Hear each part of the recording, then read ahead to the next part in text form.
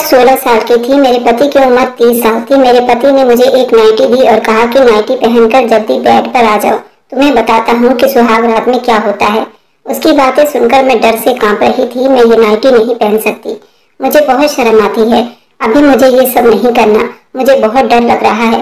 तुम्हें डरने की क्या जरूरत है मेरी जान, शादी के बाद ये सब होता ही है और मैं तुम्हें अच्छी तरह से समझा देता हूँ। प्लीज मुझे ये सब नहीं करना और मैं किसी कीमत पर भी ये नाइटी नहीं पहन सकती। चलो मैं ही तुम्हें पहना देता हूँ ये नाइटी, मैं तुम्हारा पति हूँ, मुझसे कैसा शर्माना।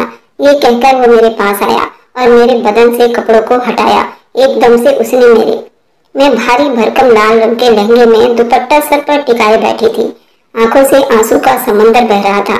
मेरी आंखों में वो खुशी नहीं थी जो हर दुल्हनों के किस्मत में लिखी जाती है। मैं बिल्कुल चुपचाप बैठी थी। मेरी सांस भी धीरे धीरे चल रही थी। चेहरे पर घूंघट डाले हाथों की मेहंदी में उलझी सोच रही थी। ये पल जो हर लड़की के लिए बहुत खास होता है, मेरे लिए क्यों एक बुरी किस्मत जैसा महसूस हो रहा था। माधव ये नाम बचपन से मेरे कानों में पड़ता आया था। इस चेहरे को मैं हमेशा देखती आई थी।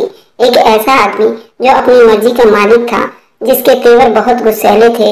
उसके हर फैसले पत्थर की लकीर जैसे होते थे। मैं हमेशा ये सुनती आई थी कि माधव को गुस्सा बहुत जल्द आता है। वह किसी की नहीं सुनता, उसका बस चले तो पूरी दुनिया को अपने गुस्से की आग में जला दे। अब वह आदमी मेरा पति बनने वाला था। दिल चाहा कि सब कुछ छोड़कर भाग जाऊं, मगर भागकर जाती भी कहाँ। मेरी तो किस्मत लिखी जा चुकी थी। आज की रात मुझ पर मुहर लगने वाली थी। पूरी हवेली हर तरह के रंग बिरंगे लड़ियों से सजाई हुई थी। बड़े बूढ़े बच्चे सब खुशी में बैठे हुए थे। माधव भी एक कुर्सी पर बैठा हुआ था जो किसी राजा से कम नहीं लग रहा था। माधव की आंखों में जीत का गुरूर और होठों पर मुस्कुराहट थी। उसकी खुशी का कोई ठिकाना नहीं था। उसके दोस्तों ने उसे छेड़ा तो वह हल्का सा हंसा, और हंसता भी क्यों ना, आखिर उसने 16 साल का इंतजार किया था। मैं उस नन्ही सी जान के लिए पूरे 16 साल उसके जवान होने का इंतजार किया, और अब वह इस वक्त मेरी हो चुकी है। माधव की आंखों में तो मुझे पाकर बहुत खुशी झलक रही थी, जैसे उसे कोई खजाना हाथ लग गया हो और वो मुझे बरसों से देखता आ रहा था। मैं शुरू से ही बहुत नटखट और चंचल सी हर तरफ चहकती रहती थी, और मैं माधव के दिल में तो पैदा होते ही बस गई थी। वह जानता था मैं उससे बहुत छोटी हूँ, लेकिन फिर भी वो मुझे हासिल करना चाहता था। उसे यकीन था वक्त के साथ साथ मैं सब कुछ सीख जाऊंगी। वह तो अपनी मर्जी से शादी कर रहा था, लेकिन मैं तो अपनी किस्मत पर रो रही थी। उसके परिवार में वो सबसे पहला बच्चा था, इसलिए वह सब उसकी इज्जत किया करते थे। अब तो पंडित जी भी आ चुके थे, मंडप भी सजाया जा चुका था। मंडप के आसपास सभी लोग चुपचाप बैठे पंडित जी के मंत्रों का जाप सुन रहे थे, उस क्रियाक्रम में भाग ले रहे थे। जैसे जैसे मंत्र पंडित जी बोलते, मेरे दिल की धड़कनें बढ़ती चली जा रही थी। मैं नहीं चाहती थी कि माधव से मेरी शादी हो, लेकिन पंडित जी मंत्र से शादी को संपन्न करने की कोशिश कर रहे थे। पंडित जी मुझे हर वह सातों वचन निभाने की कसमें खिला रहे थे, लेकिन मुझे होश कहाँ था। मेरी आंखों से बेबस होकर आंसू मेरे होठों तक आ रहे थे। मेरे होठ कांप रहे थे, दिल जैसे किसी ने मुट्ठी में जकड़ लिया हो। मैंने सर उठाकर देखा, आसपास सबके चेहरे पर एक सा असर था। फैसला हो चुका था, अब हम दोनों के फेरे डलवाने बाकी थे, और वह भी संपन्न करने की तैयारी चल रही थी। मेरी माँ सामने ही बैठी थी, आंखों में आंसू थे। मैं जैसे कह रही हूँ, मेरी बच्ची, मेरी लाचारी को समझो। मैं बिन बाप की बच्ची थी, इसलिए कुछ भी न बोल पाई थी। ज्यादातर रोने की वजह से मेरी हिचकियाँ बन गई थी। मैं फूट फूट कर रोने लगी। मेरा दिल चाहा कि मैं जोर से चीखूं और इस मंडप से कहीं दूर भाग जाऊं, मगर मेरी जुबान साथ नहीं दे रही थी। पंडित जी ने मेरे फेरे डलवाने शुरू कर दिए थे। मैंने घूंघट के पीछे अपने होठों को जोर से दबा लिया था। आंसू मेरे गालों से होते हुए होठों पर बहता जा रहा था। दिल जैसे किसी ने मुट्ठी में दबा लिया हो।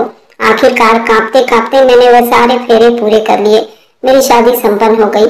शादी के बाद मेरी विदाई नहीं हुई। पंडित जी ने विदाई 2 साल बाद की रखी थी, जिसकी वजह से मुझे मेरे कमरे में भेज दिया गया था। कमरा भी आज बेहद सजाया गया था। मैं अपने कमरे में आ गई थी। यहाँ एक सुकून था, जैसे किसी ने मेरे सर पर से बोझ हटा दिया हो। लेकिन मेरी धड़कनें तो अभी भी बेकाबू चल रही थी, क्योंकि माधव अभी गया नहीं था। बाहर आंगन में माधव अपनी शान में कुर्सी पर बैठा था। उसकी आंखों में जीत की एक चमक थी, चेहरे पर तसल्ली, जिसमें एक अजीब सा सुकून था।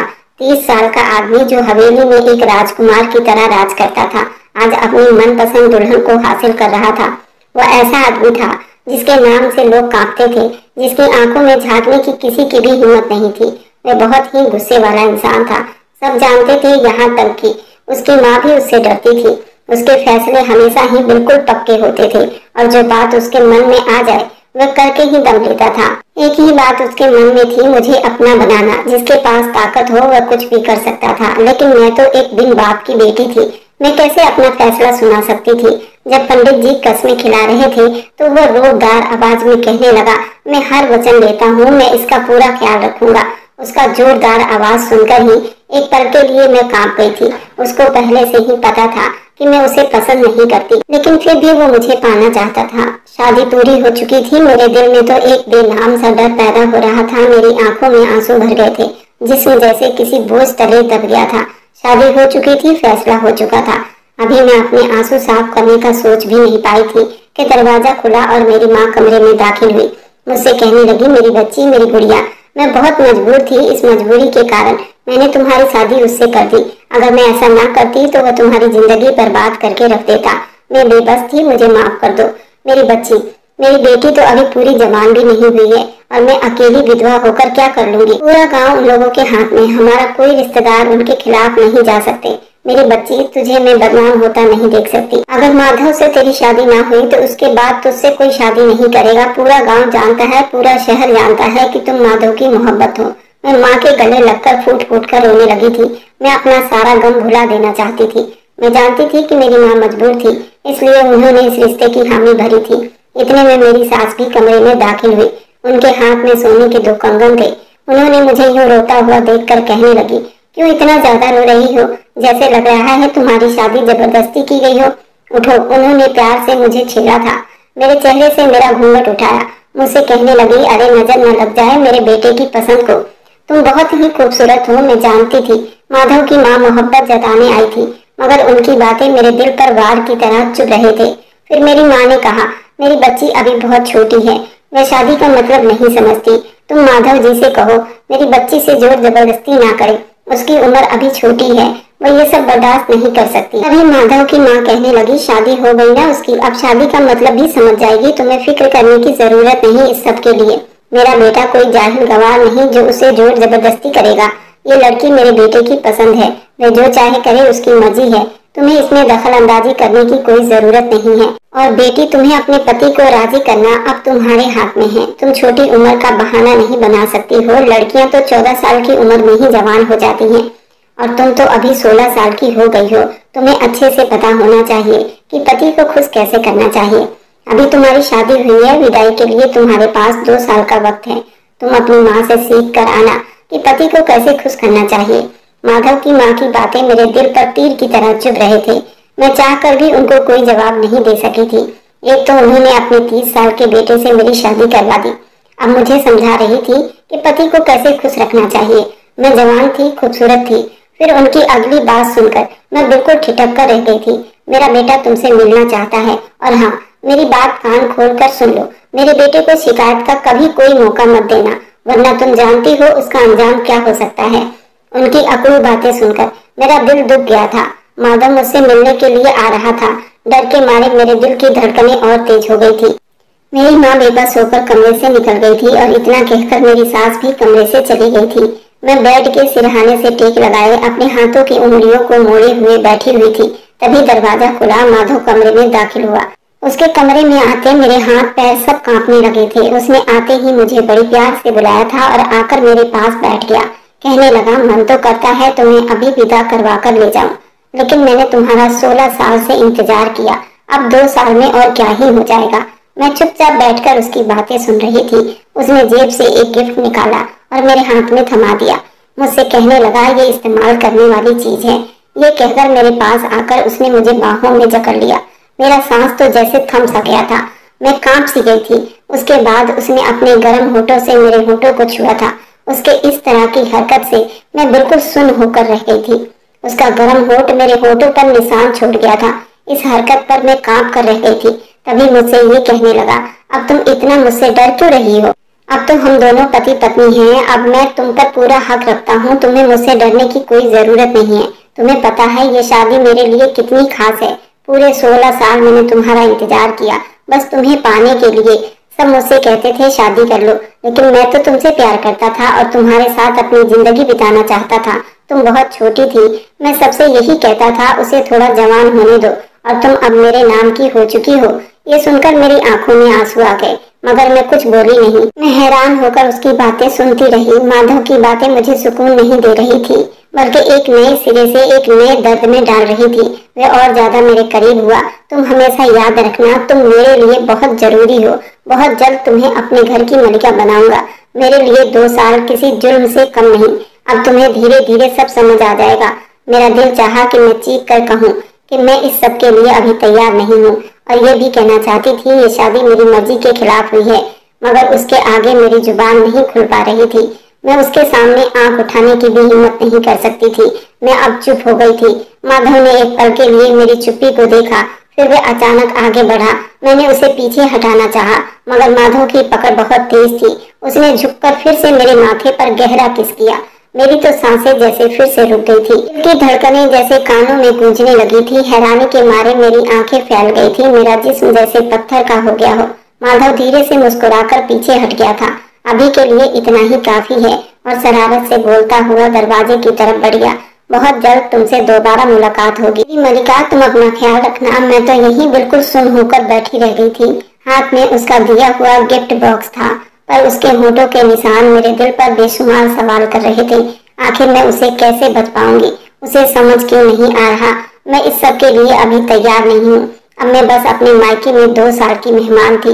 2 साल बाद मेरी विदाई थी। यही सोचकर मेरा दिल घबरा रहा था। ये शादी मेरे मर्जी के खिलाफ हुई थी। मैं कैसे उस अनजाने इंसान के साथ अपनी जिंदगी बिता सकती थी? ये सोचकर मेरे हाथ पैर ठंडे हो रहे थे। मैं कमरे में ही मौजूद थी, क्योंकि माधव ने सबको कह दिया था, अगर दुल्हन से मिलना चाहते हो तो कमरे में ही जाकर मुलाकात कर लो। इसलिए मैं अंदर ही थी। सभी मेहमान मुझसे मिलकर जा चुके थे। अब रात के साए और ज्यादा गहरे हो चुके थे। कमरे में खामोशी थी। बाहर अब पूरे घर से मेहमान जा चुके थे। मैं पलंग पर गुमसुम सी बैठी हुई थी। मैंने अपने कपड़े बदल लिए थे। मेरा दिमाग किसी दलदल में धंस चुका था। फिर मुझे याद आया कि माधव ने मुझे ये गिफ्ट दिया था। मैं वह बॉक्स उठाकर उसको धीरे से खोलने लगी। अंदर देखा तो एक मोबाइल था, जिस पर माधव का नंबर था और कई सारे मैसेज थे। मिस कॉल था, जिसे देखकर मैं घबरा गई थी। अब क्या मुझे उससे फोन पर भी बात करनी होगी? इधर माधव मुनीरका के कॉल और मैसेज का इंतजार कर रहा था, जो मुनीरका ने माधव से बात करने की हिम्मत भी नहीं की थी। माधव को बहुत गुस्सा भी आ रहा था। मोबाइल देने के बावजूद भी मुनीरका के कॉल नहीं आए थे। माधव अब बैठे बैठे यही सोच रहा था, काश वह अपने साथ आज ही विदा करवा कर ले जाता। वह तो उस शादी के बारे में कुछ सीखने के लिए उसके माँ के पास 2 साल छोड़ने का इरादा रखता था, लेकिन मुनीरका इस वक्त भी इस शादी से बहुत डरी हुई थी। माधव ने मुनीरका को एक मैसेज किया। उसके दिल की सारी बातें उस एक मैसेज में लिखी हुई थी, लेकिन मुनीरका ने उसका मैसेज पढ़ने की भी हिम्मत नहीं की थी। अब माधव को बहुत गुस्सा आ रहा था। मुनीरका की इतनी हिम्मत कि वो मेरे किसी भी बात का जवाब ना दे।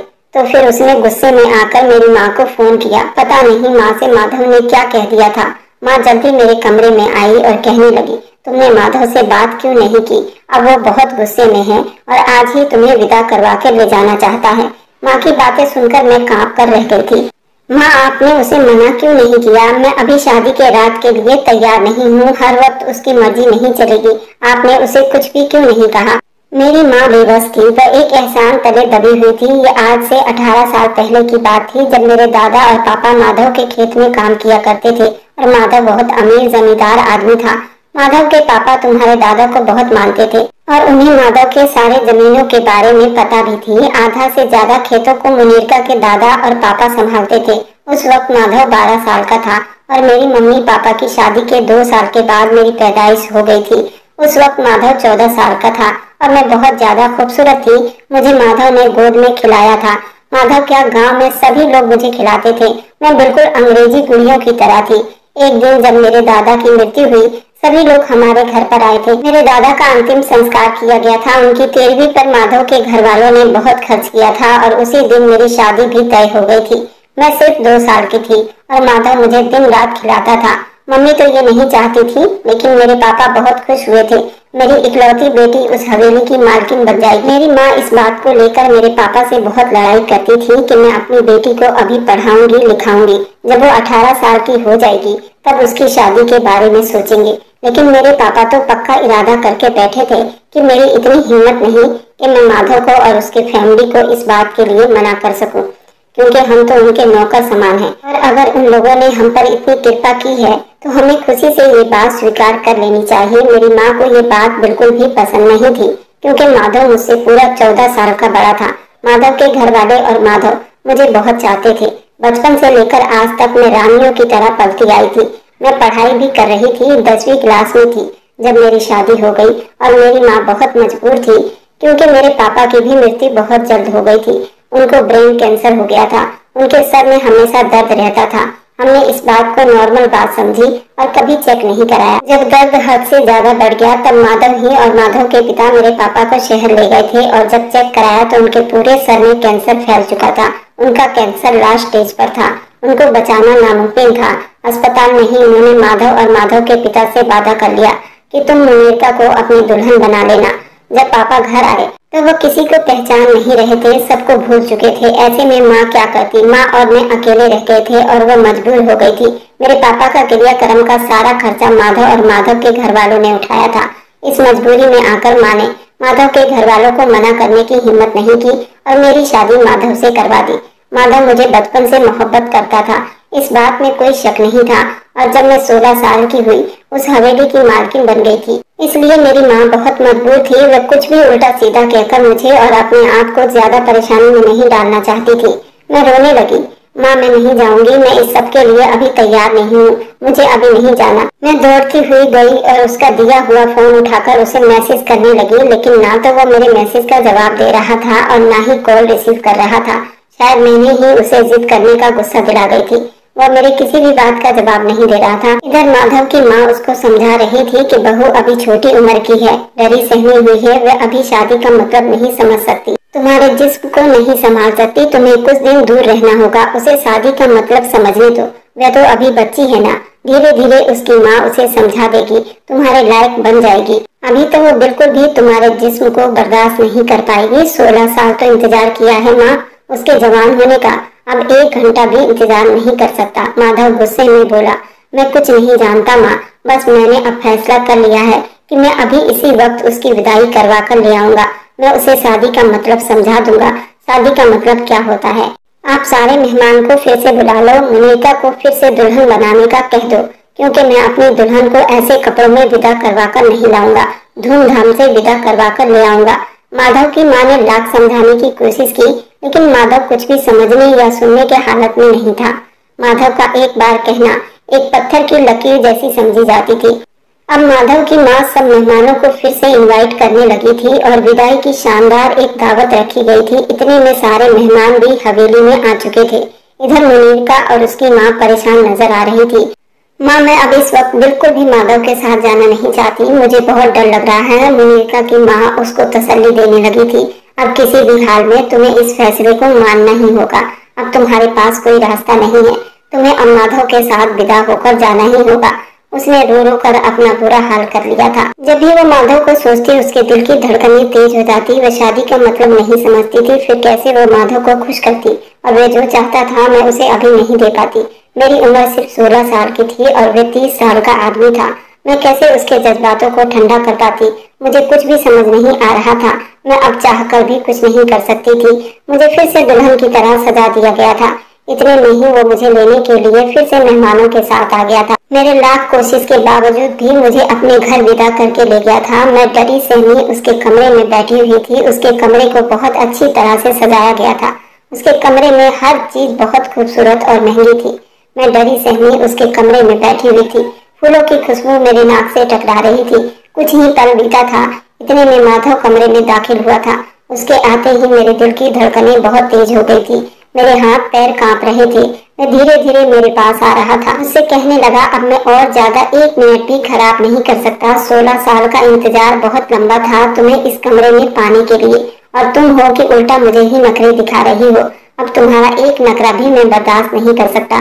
तुम मेरी हो, तुम्हारा नाम मेरे साथ जुड़ चुका है। अब तुम्हारा फर्ज बनता है तुम मुझे खुश कर दो। उसकी बातें ही मुझे और ज्यादा डर में डाल रही थी। मैं लड़खड़ाती जुबान से कहने लगी, देखो माधव जी, मैं अभी इस सब के लिए तैयार नहीं हूँ। मुझे इस सब के बारे में थोड़ा भी नहीं पता। मैं अभी शादी की जिम्मेदारियों में पड़ना नहीं चाहती। मुझे सुहागरात का मतलब भी नहीं पता। तो मैं कैसे आपको खुश कर सकती हूँ। मेरी हालत को आप समझने की कोशिश करो। मैं बिल्कुल भी आपसे इस वक्त इस रिश्ते की शुरुआत नहीं कर सकती। बस बस, अब तुम्हारी कोई भी ड्रामेबाजी नहीं चलेगी। चलो उठ जाओ, ये नाइटी पहन कर आओ।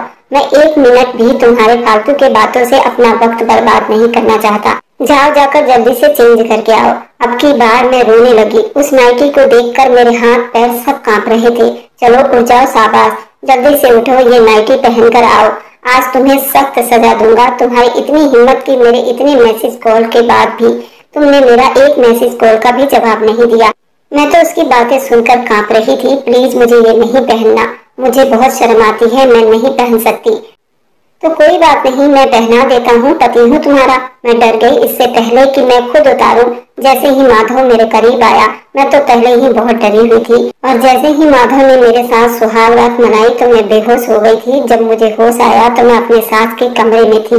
धीरे धीरे मैंने आंखें खोली। मेरी सास मेरे पास मौजूद थी। मेरी सास कहने लगी कि तुम्हें घबराने या डरने की जरूरत नहीं। अब से जब तक तुम नहीं चाहोगी, माधव तुम्हारे पास भी नहीं आएगा, और जब तक तुम मेरे कमरे में रह सकती हो। सास की ये बात सुनकर मैं बड़ी तसल्ली में हो गई थी। अब मैं माधव को उस रात के बाद से उस हवेली में नहीं देख रही थी। शायद माधव बहुत शर्मिंदा हो गया था। सब घर वाले उसका बहुत मजाक उड़ाने लगे थे। शायद इसी शर्म की वजह से उसने इस हवेली को छोड़ दिया था कि मैं उस रात बेहोश हो गई थी। मुझे उस रात से बहुत डर लगा था, इसलिए शायद वो मुझसे दूर हो गया था। लेकिन मैं भी क्या करती, छोटी उम्र थी, इसलिए इन बातों में काफी डर गई थी। इसी तरह कई दिन बीत गए थे और 2 महीने हो गए थे, लेकिन माधव का कोई अता पता नहीं था। मैं परेशान सी हो गई थी। अब मेरे दिल में भी माधव के लिए थोड़ी सी फिक्र पैदा हो रही थी। मुझे भी अब पता चल रहा था, पति के बिना जिंदगी अधूरी होती है। इतना चाहने वाले पति को मैं खोना नहीं चाहती थी। मैं मानती हूँ कि मुझे शादी की रातों से डर लगा था, लेकिन अब मुझमें हिम्मत आ चुकी थी। अब मैं माधव से मिलना चाहती थी, उससे बात करना चाहती थी, उसे वह सब कुछ देना चाहती थी जिसका वह हकदार था। मैंने अपने डर को भगा लिया था। जितनी बदनामी माधव की हुई थी, उससे ज्यादा बदनाम तो मैं हो गई थी। सभी लोग मुझे इतना ताना मारते थे कि तेरी पैदाइश से लेकर 16 साल तक उसने तेरी चाहत में शादी नहीं की। वह चाहता तो तुम्हारे जैसी कई लड़कियां उसकी दुल्हन बन चुकी होती। उसने सिर्फ तुमसे प्यार किया था। उस रात उसका प्यार ज्यादा ही रंग ले आई थी, इसलिए तुम बेहोश हो गई थी। मुझे ये बात सुन सुनकर खुद में शर्म महसूस होने लगी थी, लेकिन माधव का कोई अता पता नहीं था। मैं अपने सास से भी ये सब पूछना चाहती थी, क्योंकि मुझे ये बातें करने में बहुत शर्मिंदगी महसूस होती थी। छुपते छुपाते मैंने अपने सास का मोबाइल उठाकर माधव को कॉल मिलाने लगी, तो आगे से उसकी आवाज सुनकर मैं चुप हो गई थी। मेरे गले से आवाज ही नहीं निकल रही थी। घबराते हुए मैंने फोन बंद कर दिया। शर्माते शर्माते मैंने अपने सास से बात की। उनसे कहना चाहती थी कि माधव को हवेली में बुलाएं। मैं उनकी दुल्हन बनकर उनके सीने में छुपना चाहती हूँ। मैं माधव से पूरे हक से मिलना चाहती हूँ। जब ये बात मैंने अपनी सास को कही तो वो बहुत खुश हो गई और माधव को कॉल करने लगी। जब मेरी सास ने ये बात कही तो माधव भी शायद खुश हो गया था। अब मैं पूरे हक से उसके कमरे में माधव का इंतजार करते हुए बैठी हुई थी। रात के 2 बज रहे थे। माधव कमरे में दाखिल हुआ। मैं उसे पूरे 2 महीने के बाद देख रही थी। उसकी आंखों में चमक थी। मैंने पहले उसके पैर छुए। वो मुस्कुराकर मेरे सर पर हाथ रखकर मुझे आशीर्वाद दिया और फिर मैंने उसे पूरे हक से उसकी हो गई थी। इतने सालों की इच्छाओं को आज वो पूरे हक से ले रहा था। मैं भी उसे अपना चुकी थी। अब वो पूरे हक के साथ उसने अपना हक वसूल किया था। अब मैं भी दिल के डर को हटाकर माधव की हो चुकी थी। 16 साल का इंतजार की मोहब्बत आज रंग ले आई थी। मोहब्बत करने वाले इंसान खुशकिस्मत इंसानों को ही मिलते हैं, इसलिए उन्हें खोना नहीं चाहिए। मैं भी माधव को पाकर बहुत खुश हुई थी। 1 साल के बाद माधव के बच्चे को जन्म दिया था, जो कि लड़का था और वो बिल्कुल माधव जैसा था। माधव मुझे बहुत चाहता था। शायद मैं दुनिया की सबसे पहली औरत हूँ जिसका पति इतना चाहता है। और मेरी वीडियो आप लोग जहाँ कहीं से भी देखते हैं, कमेंट में अपने शहर का नाम और राज्य का नाम जरूर बताइए। मुझे आप लोगों के कमेंट पढ़ने में बहुत आनंद आता है और उन सभी का मैं बहुत बहुत धन्यवाद करना चाहती हूँ जो लोग मेरी वीडियो को देखते हैं, लाइक करते हैं और शेयर करते हैं। अगर आपको आज की कहानी पसंद आई है तो वीडियो को जरूर लाइक कीजिएगा और अपने दोस्तों के साथ शेयर भी कीजिएगा। और हाँ, अगर आपने अभी तक हमारे चैनल को सब्सक्राइब नहीं किया है तो जरूर सब्सक्राइब कर लें। मिलते हैं हम अपनी कल की एक और नई दिलचस्प कहानी के साथ। मुझ पर सदा अपना प्यार और समय बनाए रखें। सभी को मेरा प्यार भरा नमस्कार। दोस्तों खुश रहें, स्वस्थ रहें, मस्त रहें।